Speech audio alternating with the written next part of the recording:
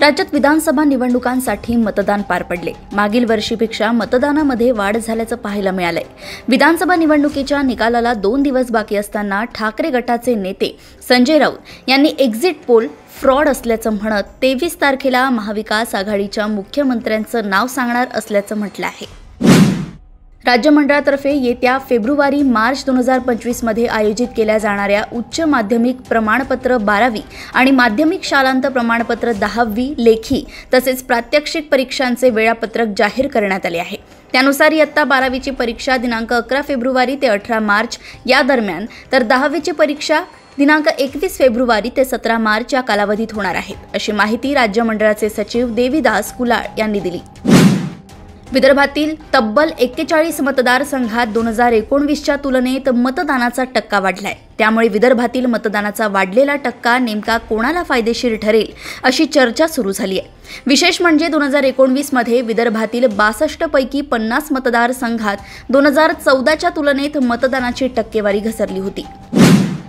विधानसभा निवडणुकीचे मतदान पार पडलं असून यंदा मतदानाच्या टक्केवारीत वाढ झाली आहे। त्यामुळे राज्यात कुणाचं सरकार येणार यावरून विविध तर्कवितर्क लढवले जात आहेत।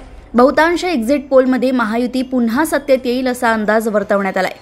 23 नोव्हेंबरला निकाल लागणार असून त्यानंतरची रणनीती ठरवण्यासाठी महाविकास आघाडीच्या नेत्यांची आज बैठक झाली। या बैठकीत निकालावर चर्चा, त्याशिवाय काही अपक्ष आणि बंडखोरांनाही संपर्क साधण्याची तयारी सुरू करण्यात आली आहे। विधानसभा निवडणुकीची ड्युटी संपवून घरी निघालेल्या महसूल कर्मचाऱ्याच्या दुचाकीला अज्ञात वाहनानं पाठीमागून जोरदार धडक दिली। त्यात गंभीररित्या जखमी झालेल्या तलाठ्याचा जागीच मृत्यू झाला। रोहित कदम असं मृत तलाठ्याचं नाव आहे। सातारा-पुणे महामार्गावर उडतारे गावाच्या हद्दीत हा अपघात झालाय। राज्यातील विधानसभा निवडणुकीचे मतदान संपल्यानंतर विविध संस्थांनी केलेले एक्झिट पोल्स समोर आले असून नावाजलेल्या 7 संस्थांपैकी 5 संस्थांनी राज्यात महायुतीचे सरकार स्थापन होण्याचा अंदाज वर्तवलाय। शिवसेना शिंदे गटाला बहुतेक एक्झिट पोलमध्ये जास्त जागा मिळत असल्याचा अंदाज व्यक्त करण्यात आलाय। हा केवळ एक्झिट पोलचा अंदाज असून 23 नोव्हेंबरलाच निवडणुकीचा निकाल स्पष्ट होईल। भारतीय शेअर बाजारात आज खळबळ उडवून देणारी घटना घडली। अमेरिकेच्या जिल्हा न्यायालय आणि सिक्युरिटीज अँड एक्सचेंज कमिशनने गौतम अदानी आणि अन्य अधिकाऱ्यांवर लाचखोरी आणि फसवणुकीचे गंभीर आरोप केले आहेत। या आरोपांनंतर भारतीय शेअर बाजारात अदानी उद्योग समूहाच्या मालकीच्या सर्वच कंपन्यांचे शेअर्स गडगडले आहेत। अदानी उद्योग समूहाच्या सर्वच कंपन्यांचे शेअर्स साधारण 10 ते 20% घसरले आहेत। प्रत्येक तालुक्यात कापसाची खरेदी करण्यात येणार असल्याचे CCIने जाहीर केले असले तरी जिल्ह्यात मात्र 7 दिवसांपूर्वी 7 केंद्रे सुरू झाली। 15 दिवसांपूर्वी फक्त 1 केंद्र धामणगावला सुरू करण्यात आले। त्यामुळे कापसाला हमी भाव तर दूर, खेळा खरेदीमध्ये कवडीमोल भाव मिळत असल्याने शेतकरी अडचणीत आले आहेत।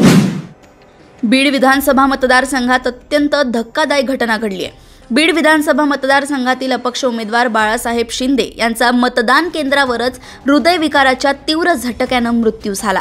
बीड शहरातील छत्रपती शाहू विद्यालयात असणाऱ्या मतदान केंद्रावर त्यांना अचानक चक्कर आली आणि ते खाली पडले।